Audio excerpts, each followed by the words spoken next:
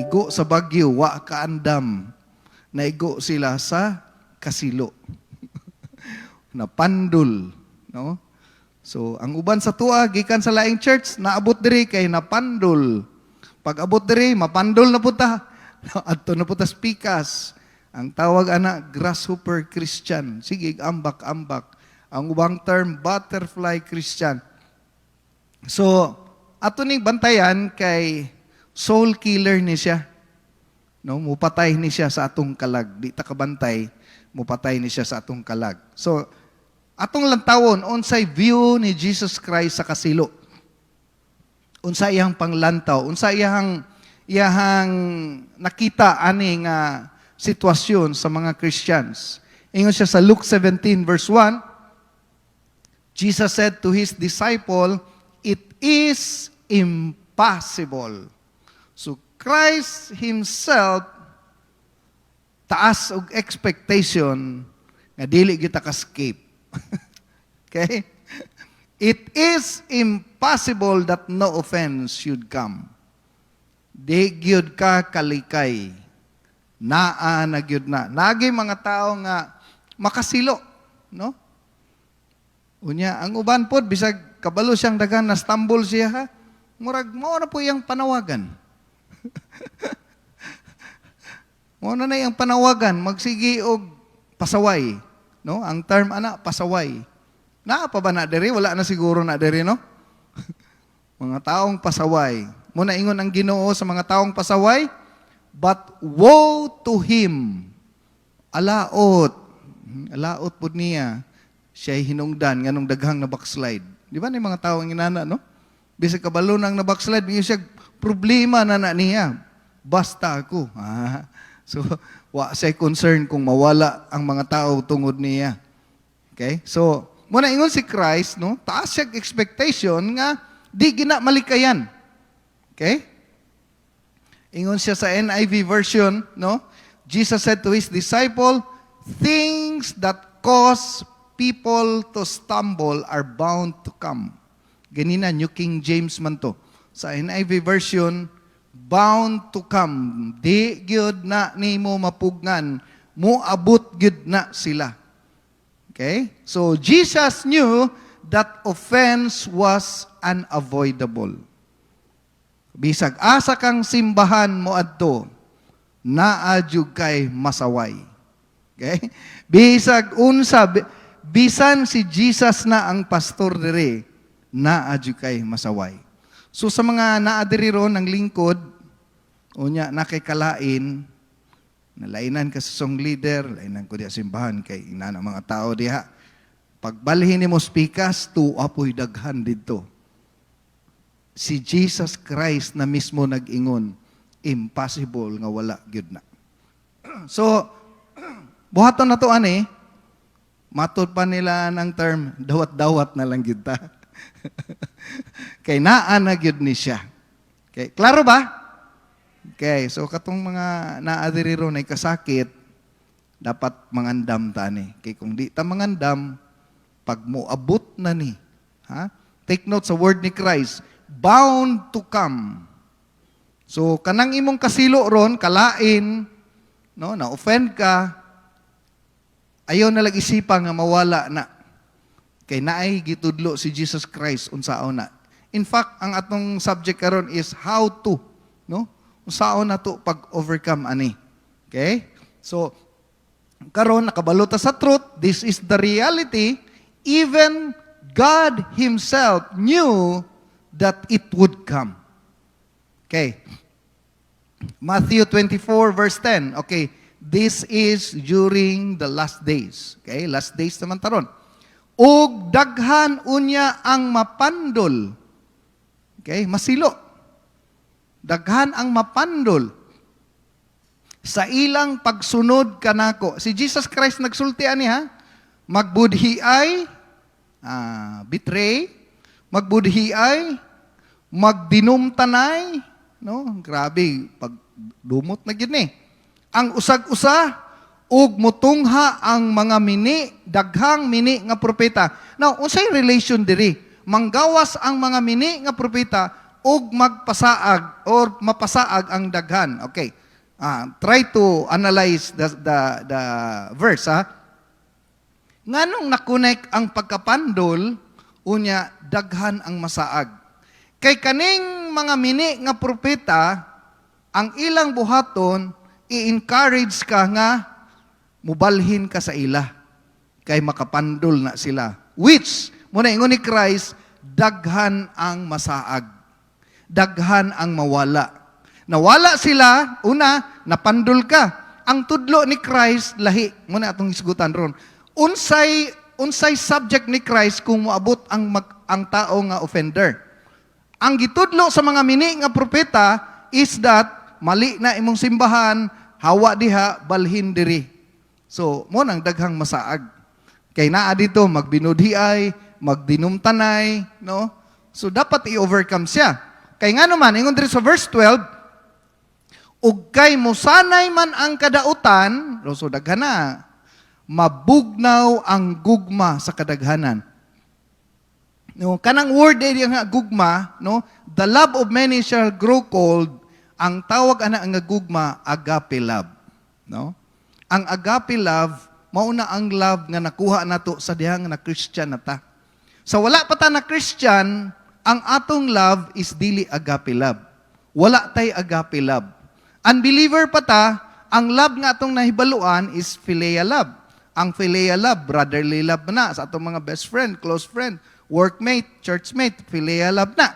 Ang eros love, mao man na ang love sa ato ang asawa, sa ato ang uyab, sa ma-in love ta, mao ni eros love.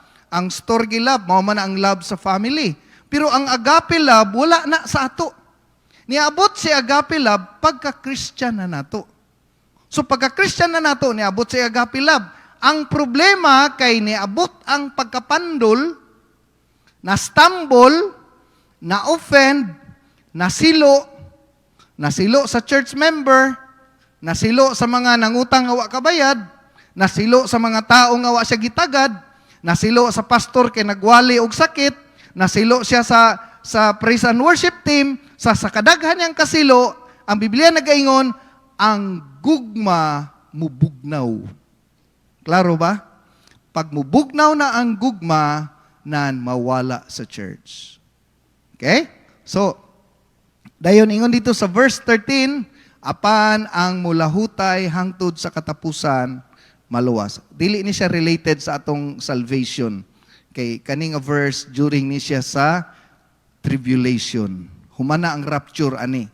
So, kani siya, nagisgot ni siya sa mga Christian nga nahibilin, kay nahibilin man sila, subot pasabot, ang ilahang survival, ang ilang salvation is through survival. Okay? So, kana lang no, ang pagkapandul, isa na siya sa mupatay sa atong kalag.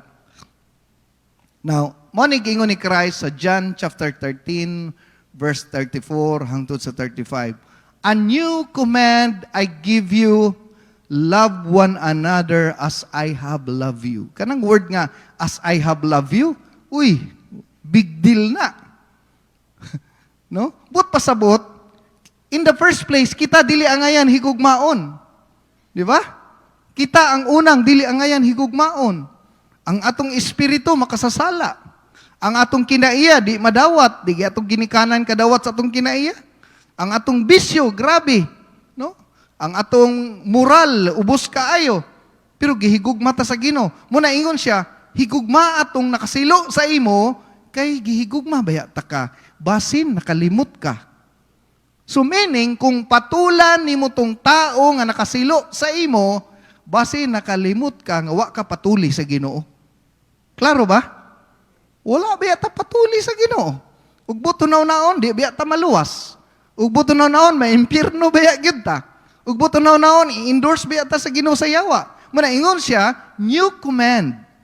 Love one another because kung giunsa ta mo paglove, inanaa pud sila paglove. Muna ingon si Christ, you must. Kanang must diha, wa gyud option. Kinahanglan gyud. You must love one another. By this, everyone will know that you are my disciples if you love one another. Ang pinaka-icon, ang pinaka-landmark, no? Ang pinaka-symptoms, ang pinaka-ilhanan nga ang Ginoo naa sa imuhang life is maka-overcome kag offend. Klaro ba? Murag di pa nato madawat kayo daw. Klaro ba? Dapat di na ta masilo. Tinuod masakitan ta pero mura lagkas pa ba? Ipagpag na lang na, no? Ipagpag na lang na. Asaman mo na silo. Ha? Trapuhan na lang daw. Okay? Asaman mo na silo. Ay mo kasilo sa inyong mga brothers and sisters diha. Kung wa siya kabayad, nangutang biya po ka sa una, wa biya po ka kabayad. Anaan na lang. Di ba? Og sabton gyud nato ba? Nalain ka kay sister, kaya na si utang, isa ka tuig na, gibaliwala. Ayaw kalimot, nabiya po kay utang, hantod karon wa pa pud mabayri. Anao na lang nato, no? Kay klaro man gingon na Christ, as I have loved you. I-love ninyo sila, kay gilabaya pud taniya. Buto naon. Unya, ang nakagwapo diri, ang word ni Christ, ayaw kalimot, kay ang pinakailhanan, nga ikaw ako, ang pinakailhanan nga ikaw ako, ang the way ka mo adapt, mo blend sa mga tao nga imong gikasiliwan. No? Number 1 biya kasiluan sa tao sa church, no? Kwarta. Number 1 ginang kasiluan sa tao sa church, kwarta. Sunod kinaiya. So ang uban masilo. Pag binahinay dito, palitay sudan dito, grabe ako'y gipabayad. Kwarta, no? Ang uban ang hawa sa church kay church issues. Ang kwarta makasilo gyud. Makasilo gyud. So, in all aspects, in every area, yun si Christ, impossible nga wala na gyud. Okay? So, take note. Kung gusto na to ma-overcome ang offend, we have to understand nga mao na gini ang word ni Christ. Okay? So, balik ta sa Luke 17. So, mao na ni, ingon dito sa verse 4, even if they sin against you 7 times. Grabe. Nangutang, wakabayad. Nabayaran og isa ka tuig, nangutang na pugbalik. Sorry. Kikapoy na ko sa imong sorry. Ingon ni Christ, you must forgive them even if 7 times. No? Kung gitunglo ka, gisultian kag sakit, gibastos ka, gichismis ka, tanan, even if they sin against you. Unsa ingon ni Christ? You must forgive. Unsa ingon ni Christ? Pag sure. Unsay reaction sa mga disciple pag ingog you must forgive? 7 times na ha? Unsay reaction? Lord, increase our faith. Paita. Grabe nga reaction. No? Lord, increase our faith. Grabe na, gisagpa na kagkapito ba? Pak. Adi na pwede. Pabarangay na kita. You must forgive. Grabe, gichismis na ka, gipost na ka sa Facebook, ipakaulawan na ka. You must forgive. Hallelujah, lisura po na hining kinabuhian ni. Kay pag ang taong buutan sa imo, wa ka na kinahanglan og faith. Hello? No? Pag ang tao maayo sa imo, wa ka na kinahanglan og faith. Pag ang tao mupakaon sa imo sa mang inasal, di ka kinahanglan og faith.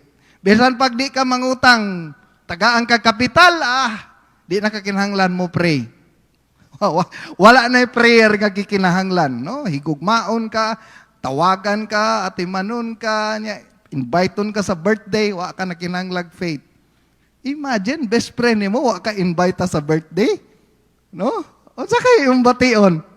Makayon siya kag, Lord, increase my faith. Makayon siya kag, Lord, dungagi akong pagtuo. Ngano kahani? So, manghigala, grabe. Kinahanglan, ready ta. Before maabot ang bagyo, ready ta.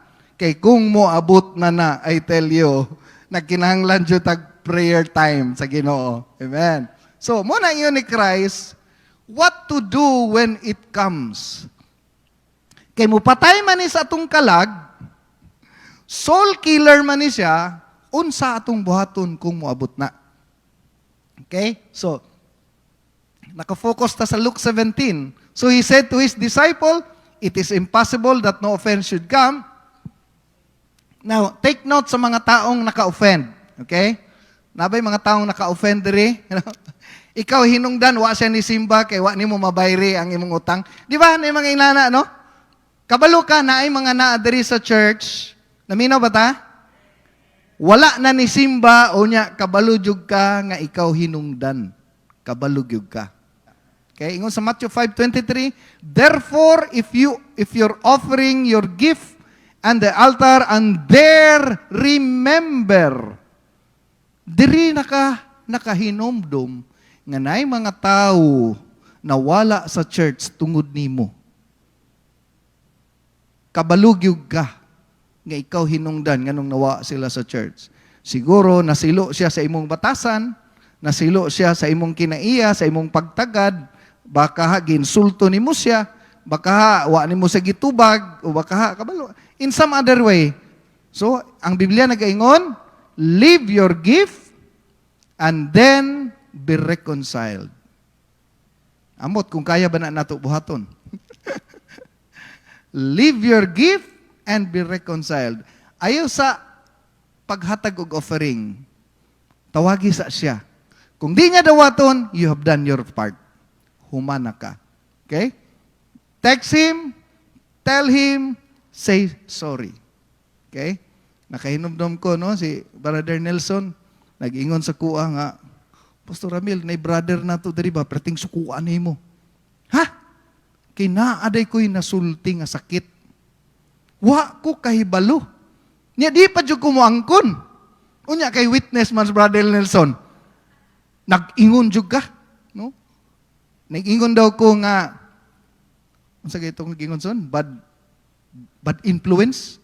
Nag-ingon daw ko sa brother nga bad influence. Di kumuangkon na, wa ko nagsulti na. Nya kay si Nelson man ang witness. Di, gyud, ikaw gyud. Nagpaayo siya dito niya, perting sukuan ako. Bag-ura na nahitabo. Nya, martin akong daig-daig diri niya, nahitawang nasuko na ako. No? Tino kanta-kanta diri, wali-wali diri. Naku, dili, pwede. Sayo sa buntag, alas 6 pa. Ako pa'y namukaw siyang balay. Gadto na ko yung balay. Asa mang balay ni? Gitul-tul yun na ako ba? Gipangita yun na ako. Sige na ko pangutana. Nako, murag mauna ni, mauna ning balaya ni. Tuk-tuk ko, paggawas niya, himuta dayon siya dito sa ka-brother. No? Ako dayon siya, ang gigakos, ingon dayon ko nga, ko kahibalo, pasay luag yung ko. Kabalo mo sa iyong gisulti, tinuod ka nga pastor. No? Ay, pero ang point na to diri, no?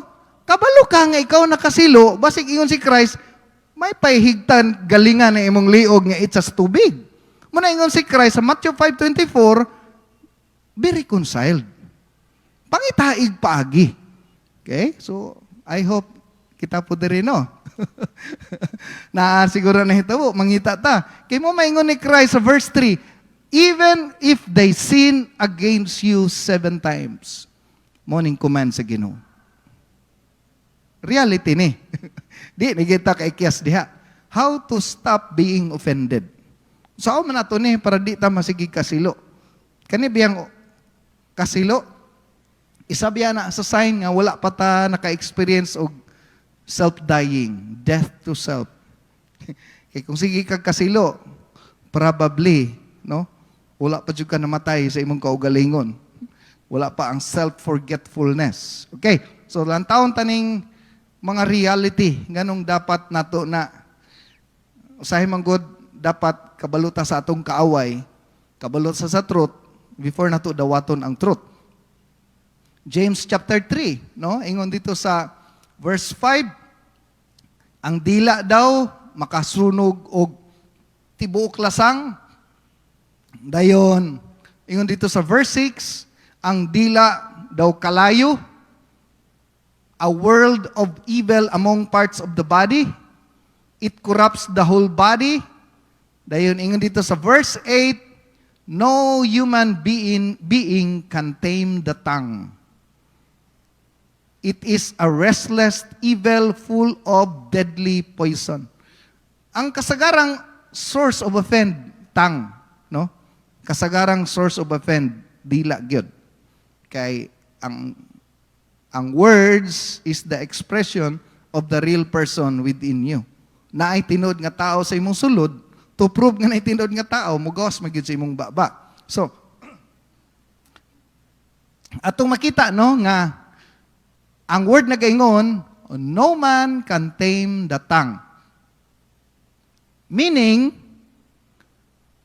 di na gid na mawala. Ma-offend na jud ka everywhere. Ma-offend na jud ka everywhere, no? Gitubag panamang kugwa ko'y pakialam. Di ba mo magina, no? Nang hangyo ko, nya gitubag kugwa ko'y pakialam. So, na, offended ka na. Di na kumubalik anang pwistuhan na. Ano gina? Di na jud ko makig-amigo ng tawhanan na. So, bisan unsaon mo, mauna gid na. So, balik ta sa atong subject. Ngano nag-ingon si Christ, you must forgive 7 times? It's because love governs the entire kingdom of God.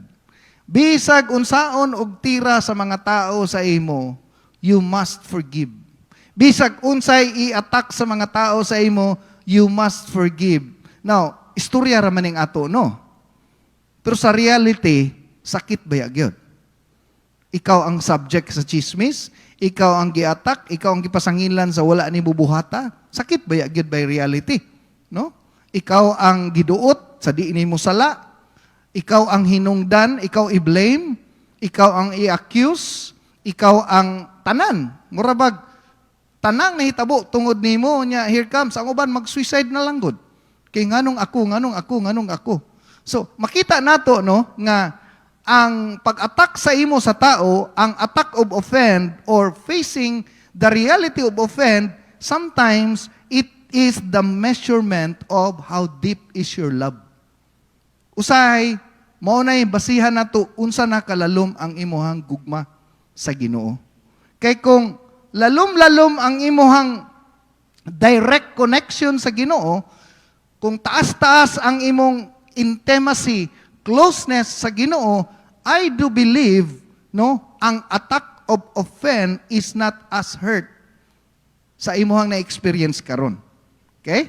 So dili matud pa, get closer to God. Padul sa Ginoo. Wala kay prayer life, paminaw sa mga walay prayer life, easily offended. Sultian ta mo. Pag ang tao walay prayer life, easily offended. Dali kay na masilo. Dali kayo masuko. Easily offended. Muna nga, love is, the entire government or kingdom of God is operated by love. So therefore, no, para ma-deepen ang atong love sa Ginoo, go direct to God. Okay? So, Ecclesiastes chapter 7 verse 21 and 22. Do not pay attention to every word people say. Okay? So, offended man ta sa word, no? So, sama sa atong hisgutan ganina. Or you may hear your servant cursing you. So, gi-curse ka. Now, unsay yung word ni Solomon? Ingon sa verse 22, for you know in your heart that many times you yourself have cursed others. Muna ang word nakalimot ka. Nga ikaw pod nanunglo biya pod sa uban. Okay? Nanunglo biya pod ka sa uban. Nasakitan ka kagitunglo ka, kasi nakisakitan diri kagitunglo ka. Kanang ingnon kag tapulan ka. Tunglo biya na, no? Di ka tapulan niya, ingnon kag tapulan. Tapulan ka, wa kay gihimo. Sakit na, oy. Pero nabiya po kay gisultian tapulan sa unang panahon. So karon, nabati na nimo. Unsa kasakit. So kung mo atubang tag-offend, magkuha tag lesson dito, grow from it. Mo-grow ta na. Dapat, sige lang, nag-ingnana po ko sa unang panahon. Muna ingon ni Solomon, no? Don't pay attention. Ayaw na lang na dibdiba. Mo na'y sige nang di katulugan ni. Mo na'y ika-insomnia ni mo. No? Daghan diyang na-insomnia na, kay na di lili mawa siyang utok. No? Giingnan ko niya. Di ka katulog, gitaas imong pressure. Unya, wa kay klarong tulog. Basi nakalimot ka. Many times, you yourself have cursed others. So, dawat-dawat na lang ta. Okay? So, mo ni atong series karon, no? Nga bait of Satan ni siya.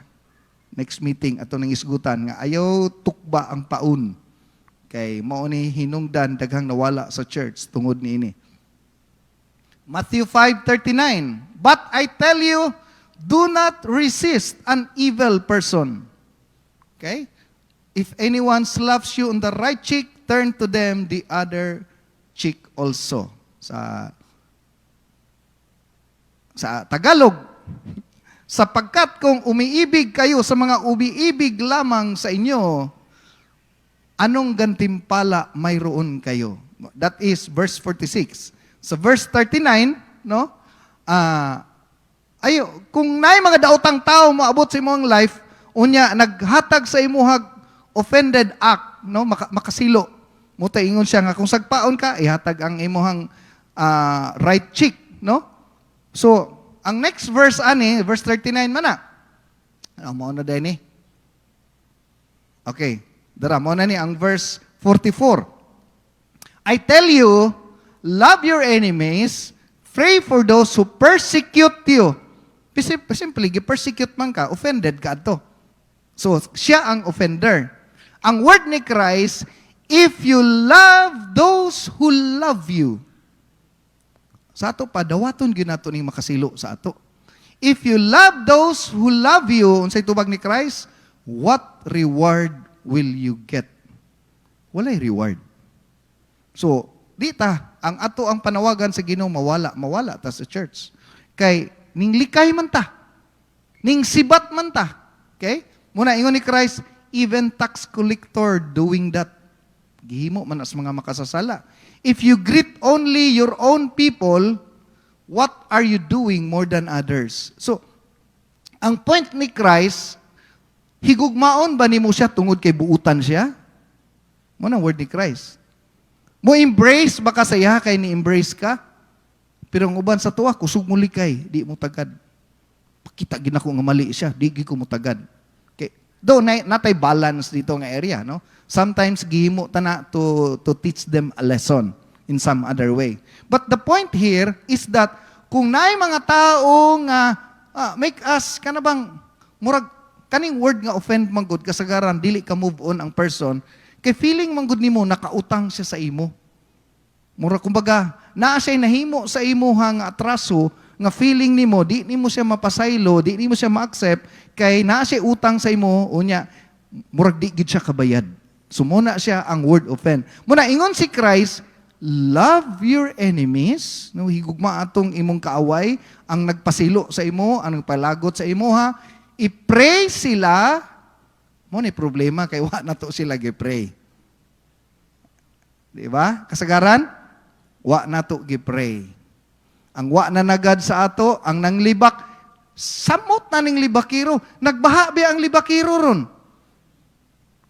Kay modern naman ang libakiro ron, i-post naman lang sa Facebook. So, ning upgrade. No? Ang mga marites ron, ning upgrade.